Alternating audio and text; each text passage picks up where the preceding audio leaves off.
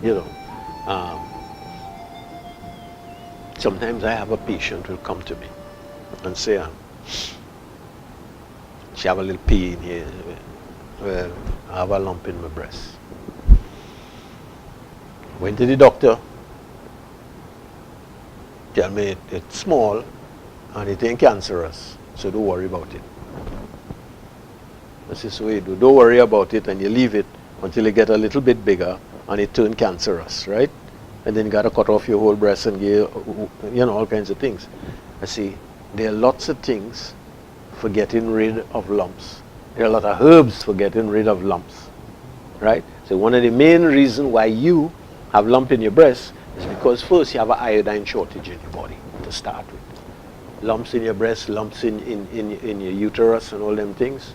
Most of the time it starts with an iodine deficiency. Why? People not eating seafood much anymore. Fish expensive. They're buying crazy meat from all over the place. Right. And when we go to the grocery and we buy, you pass it, you see a nice cut of meat, man. Red. Yeah, it's so good. It's almost like they just kill a cow and bring it and put it inside there. What they don't know is sometimes that meat in the freezer for a year, sometimes more. And when they take it out, it's gray. It's old, so they paint it red. And if they take it and they put it in the chiller, so they melt it so you can pick it up and it look nice with the red dye on it. And they leave it there for a couple of days and it don't get sold. And they pass and somebody do so. They say this meat beginning to smell, What do you think they just do? They do with it. Right. Some people just grind it up and make mincemeat. No, before they grind it up and make mincemeat. They dip it in the dye again? No, they dip it in chlorine water. To kill the smell. To kill the smell.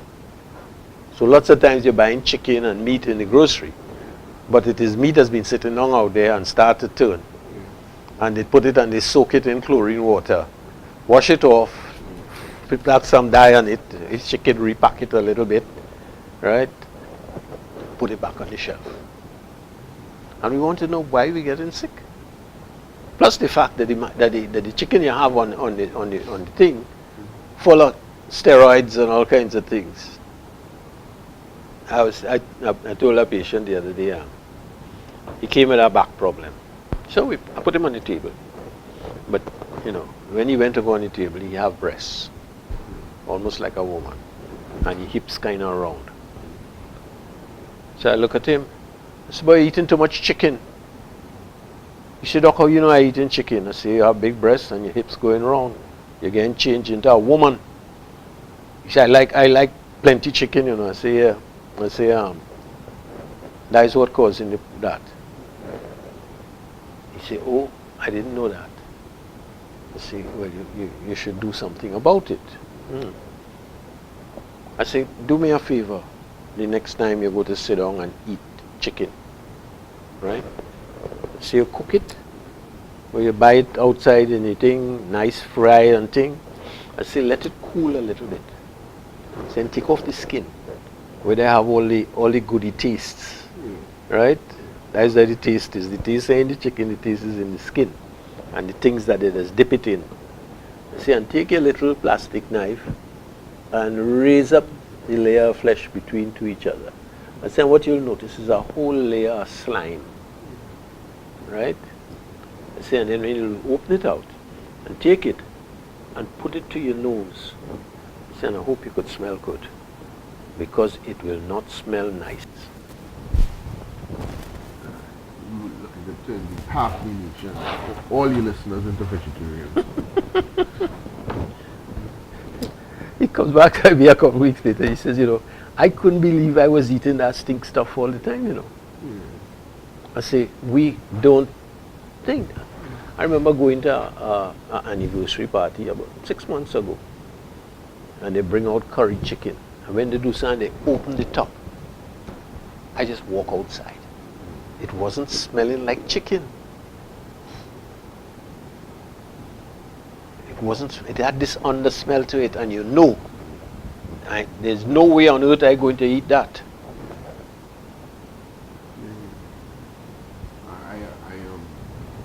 beginning to be very particular about where and when I eat and what I eat. And so I say we've lost our self-love, Yeah. our ability to say, I have a body, it gives me life, it gives me ability to enjoy myself. I have to take care of it. It have fellas, they go and they buy a car. They washing down the car 3-4 times a week, polishing it. When you know get. Right. Yeah. Shh, As soon as you get vacuum, dirty, yeah. vacuum and all kind of thing. And you ask, so when last you take a liver detox? And they'll ask you, what is that? Or when last you clean up your kidneys? Or when last you flush out your intestines? But every 3 months they just change the oil and filter. Oh yes, every 3 months they change. So you have a car and that's the rules. And you realize that we've gone to school and nobody has given us rules as to what we have to do for health. We frown upon the old people and think that they were stupid. Right? I remember as a child, every year you had to get a worm out. You have to get a worm out twice a year. Right? And then they would watch you and say, you need a coolant. Yes. Yeah. And everybody would laugh at that and say that is nonsense. Until you find out that people who are detoxing and have skin problems, normally it means that their system is running very acid because they're eating too much acid foods. Say a long time you say, you're eating too much meat and all them kind of thing, you have to slow down on that and eat more greens and thing. You understand? Alright, let me come and they give you aloes or they give you burnt ratchet in water. Right? And you drink that for a couple of weeks out of a goblet. And by some mysterious thing, 90% of the time, all the rash gone. Because people forget what a rash is. That a rash is there because the body is trying to get a toxin out of the lymph system. And the easiest way to get it out is through the skin. Quickest way. Quickest way. So if you had a situation, so you say, all right, person have psoriasis, or they have eczemas and things like that. Maybe one of the best ways to help them heal is to put them in a sauna and get them to sweat, get them to melt out that thing. If it does have a bacteria or something like that that is pushing it along, the easiest way to kill it is to put yourself in a sauna with the temperature at 110 degrees or 115 degrees, because it will kill. When the body is ill and it wants to get rid of a bacteria, what does it do? You get a fever. Yes. You raise the temperature. You raise the temperature 105, 106. Change the terrain. Right? You change the terrain, and 90% of the time the flu gone. Now when we get a fever, the first thing that we do is going to take something to kill the fever. You know, that brings to mind a long time out. Like, you get a little cool or something, and you hear men say, well, I just need to go and take a sweat. I go, you know, and Yes. you go on this garbage bag under the clothes and they want to play some football or something. Yes. Or they put on one of them tracksuit that is make you sweat plenty. Yeah. Right? Or if long time you have a cold, your mother will make you chicken soup, chicken broth. And make it drink it. You can't make it with chicken broth anymore. You get chicken. Yeah. The chicken will not take away the cold, it might give you something else. But them days was yard fowl. That is what we're talking about. So, and they had a particular type of yard fowl too. You know, they say, well, chicken with black feathers and things like that, this have a better thing.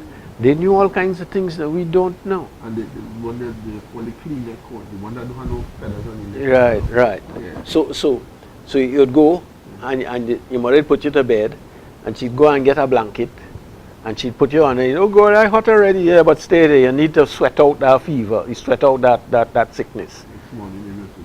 The next morning you get up and the fever gone and the cold gone too. You know. So we've forgotten all the basic rules. So now when somebody have a fever, unless the fever goes critical, you know, go over 105, 106 and they take it, which is very rare because the body most of the time will self-regulate. It will go to the point where it wants, and it will hold it, right? So you see, we have that. I had a patient come in a couple of months back. We talking, and she says to me, "Oh, I drinking turmeric, you know." I say, "You drinking turmeric?" You want to buy it? Huh? I said, "Oh, I buy tea bags and I stick it." I said, "Well, that is of no use." No, and she's of an Indian background. So I say, "What did your grandmother used to do?" Well, she said she used to fry it in the thing and put black pepper and thing in it and then give it a drink. I said, "Do you know that she was right?" You know. So yeah, well, maybe I should buy pills then. I said, "No, girl, go and get the turmeric in the market fresh." Maybe the lady doesn't want to have to go and fry anything. Yes, and then put a little ginger in it, because the ginger does help if you have little pain in your joints and thing. One of the best things for getting rid of that is ginger. Ginger is a very good pain deterrent, if you want to call it that. As I say, you use a half a pound of turmeric, and you put 2 ounces of ginger. You clean them. I say, and you might not have time to grate them and all that kind of things. So you take your blender and you put it, and you blend it up, you know, a little bit, and then you blend it all up and you stick it out. Take a little bit of coconut oil or ghee and put it in your frying pan, heat it up, and put it in and fry it for about 3 or 4 minutes. But while you're frying it, sprinkle black pepper on it. She said, "Ways do all of it, do that to get the absorption if you don't." So I went and I got turmeric that I had in a capsule. And I put a show at the bottle, right? Curcumin extract, so on, so on, so on, so. And underneath it, it marked lyophilized, right? And then underneath it, it have piper nigrans. Yeah. So I say, you know what they're telling you? Lyophilized means that they fry it in oil and they add black pepper to it. I say, so they take the sequence that your grandmother had and hide it with Latin words. So now you're paying $10 for this thing in this bottle. You don't know how old it is, if it going rancid or anything, right? I say, and you figure that you're on. The other thing is you don't know the quality of the curcumin. You don't know if they mix it with anything to put it inside there to make more profit. So all because you want convenience, you're going to spend 10 times more than that worth to put that in a bottle. That is how crazy we've become. I guess that the companies that do that, they're not going to go through trouble to get the highest quality curcumin, or make sure that it's not, you might just buy the powder. That's the problem, is that if they make it now, they're probably going to buy the powder from somebody who making bulk powder. You know. So that is what I wanted to start up. If you have a situation where you're alive, you know, and it means that you have to clean yourself. That's how you grow up. No matter what ethnic race you come out of, in the tradition that we have here, whether it be African, whether it be Indian, whether you be Kukupaya, Chinese, whatever, they all had traditions for maintaining your health. Right? They all had traditions for cleaning your liver. When you take hydrogenated oil, one of the things that it does is it causes a fatty liver. After a while, they layer a sticky LPA that's get into the liver and mix up with the liver, and you have a fatty liver, steatosis, as they call it. Right? And what that does is it slows down the activity of the liver, makes the liver function improperly. The liver is the energy generator of the body. So you automatically find that you don't have no stamina. You're walking up the steps, you don't have no energy. On top of that, when you have your hydrogenated oil and it goes out into the system and it gets into the cell and this is the mitochondria in the center of the cell, right, where you burn your energy. And that mitochondria is made to burn mainly oil, not sugar. Your hydrogenated coil comes and blocks it up. So what happens is, it cannot burn oil. So your body starts to crave something that will give it energy. So since the rise of hydrogenated oil, we've also had a rise of consumption of sugar. Right. Sugar has become very, very attractive because it is one of the few ways that the body could access energy. Right. Now, if you take 2 tablespoons of coconut oil and your body is working good, at lunchtime you don't feel to eat because your body's still burning out of that 2 tablespoons of coconut oil.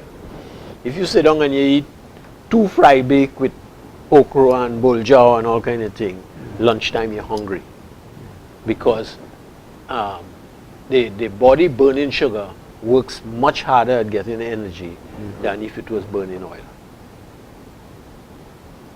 So what we've done is we have created obesity. Obesity is really a craving for energy. But burning sugar would accelerate the aging process as well. That too. It also will contribute because it gets into the brain, and when it gets into the brain and the brain can't process it, it'll stick and make a sticky deposit that is get inside your brain, start Alzheimer's and dementia. So you could keep going down the line and you say, I am causing myself that. Just remember that when you get in your 50s and you start forgetting to understand that you're eating too much sugar. I have an article in my bag that is saying, everybody, all the doctors just tell you that the problem is that when you have high blood pressure that you have too much sodium in your system. They're now finding out that sodium is not the real culprit. The real culprit is sugar. You have high blood pressure, the real culprit is sugar. Because the sugar and the hydrogenated oil and some little deposit of calcium will harden your arteries. It will caramelize your arteries, literally. And then all these sugary drinks and the addictive nature. I had a co-worker who said, I don't drink water. I only drink a particular brand name of soft drink. Or somebody comes and says, can I have some water? You say yes. You have no flavored water. I can't understand that. It's either you want water or you want something. I know that if you're outside there and you're playing a game and you get thirsty, the only thing that tastes good is straight water, because that's the only thing that you could feel. The minute you drink it, it starts to hydrate your body, starts to fill back up the cells that empty. So most of us walking about, and we're walking about dehydrated. We're big and fat, but we're dehydrated. And when you're dehydrated and the body wants water to do something, it will take from this organ and give it to this one. And when it can't do that, it's going to take water from your joints and all kinds of things. So inflammatory responses start happening. Yes. So sugar in any case is make your body inflammatory in any case. Right? So the excess. So you begin to come to the conclusion that you really have to take care of your body. So we say, 1, you have to do the whole dance. If you're living, you're eating out, even if you're not eating out, but stuff coming in, you have to be very careful what you bring in and watch it. Over the years of buying fish in the market, I know that they have a certain season, right? Specifically like I think more in the dry season. When they catch fish off the Caroni swamp, right? Most of the fish is riddled with tapeworms. I've observed that. You take your redfish and when you do so and you cut it and you pull out a long thing.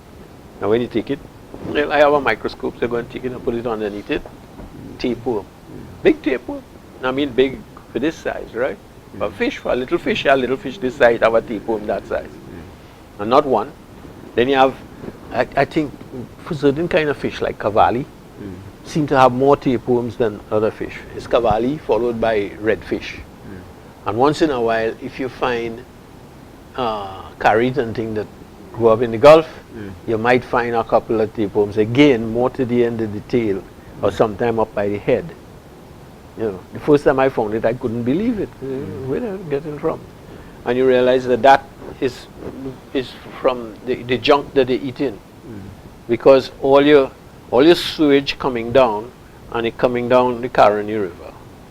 Right? They emptying all them storage plants directly inside there.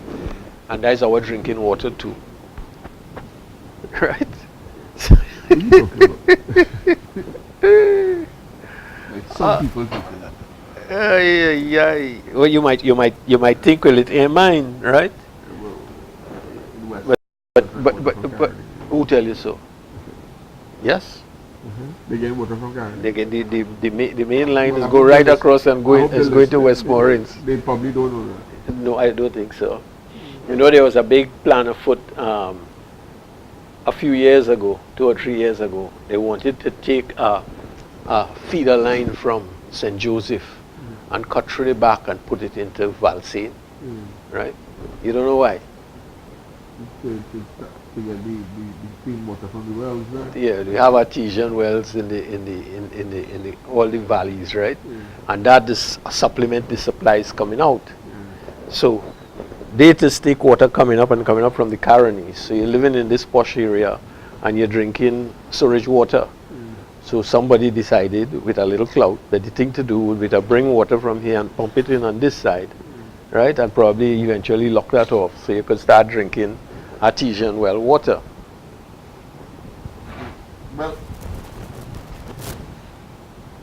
if this person knows the difference in the water, why aren't they making a push to improve the water quality across the board? Oh, go boy, it's simpler than that.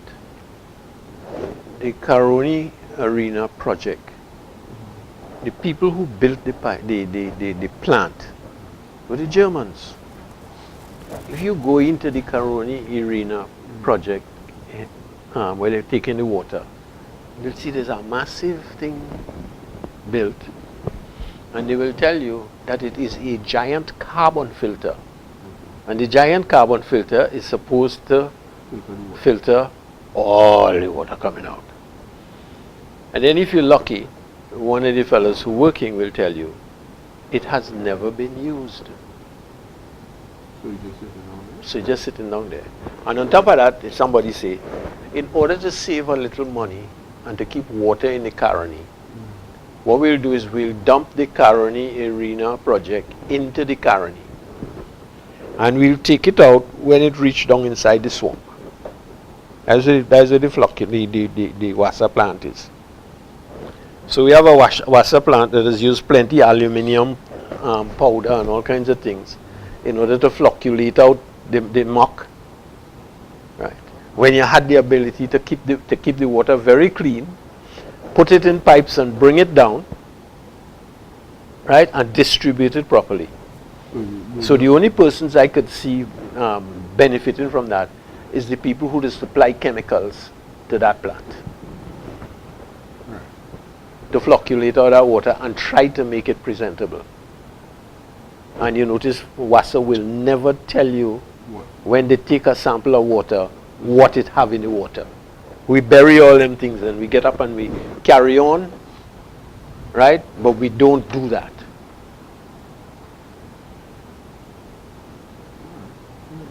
Let's move on before we get mired in this water story. No, well, the point about it is that you say, well, you know, why do you have to clean? Yes. And we started talking about parasites. Right. So we had to talk about the source making it. They just started to talk about water, and then I tell you, well, you know, the fish outside the Caroni have worms. Where does the worms come from? It comes from all going up the eastern main road. Yeah, everybody built all these housing settlements. And all right, partner, gated communities. Have a big gate and nothing else wrong. It's gated, or a little wall. And then the sewage come down, and had to have a sewage process in place. But that sewage process in place is really something that just mince up the sewage, and they're supposed to put it in a big soak away catchment. But it doesn't. They pump it straight into the river passing nearby. So what you have is a whole heap of sewage going down inside there. Now you have another nice advantage with that too. We also have a very good health system. We do? Yes. We have we give everybody pills when they're sick. You mean a pill distribution center? Right. That's health. That's the definition of health. So sometimes I have people and they come with me and they say, I decided to try a little alternative. I say, well, you're going to tell me what medicine you're taking? I do better than that. Look at here. And they take this big bag and drop it. Boom. Right? So when you look, they're taking 3 or 4 pills for blood pressure. Right? They're taking something for aspirin or something. They're taking omeprazole for quietening the stomach, because with all that set of pills, you're bound to have acid reflux, right? And you watch it and you say, whoa! And you say, all right, how you just take all these pills? And they tell you, I don't take them. And you say, what do you just do? You say, well, just give me in the clinic, and in order for me to keep going to the clinic, I had to keep taking it.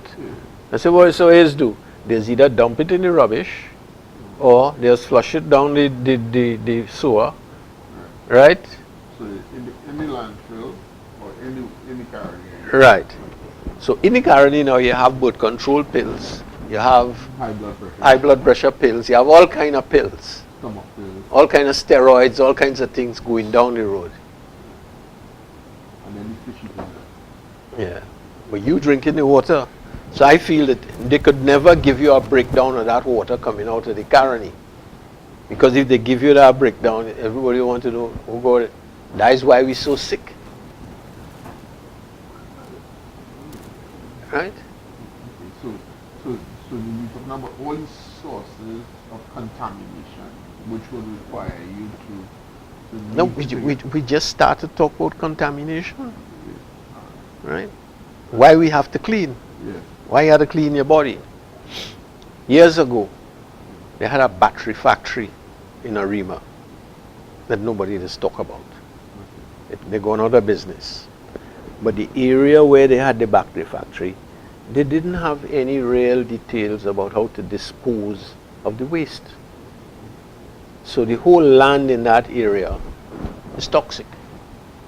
And the people who had it, probably powerful enough that nobody can put pressure on them to say, well, you're supposed to clean this thing up. Right? So it means every time you have a good rainfall, what happens? Yeah, so and you have a nice deposit of lead going down in the river. Like lead poisoning. That's lead poisoning. And any other chemicals that you have, and any other factory that you have along there, which just deposit all the waste into that river. And that goes for a lot of other rivers where you're collecting water, you know, because sometimes you have farms, you have big pig farms and things like that, and they just dump all the waste straight into the river.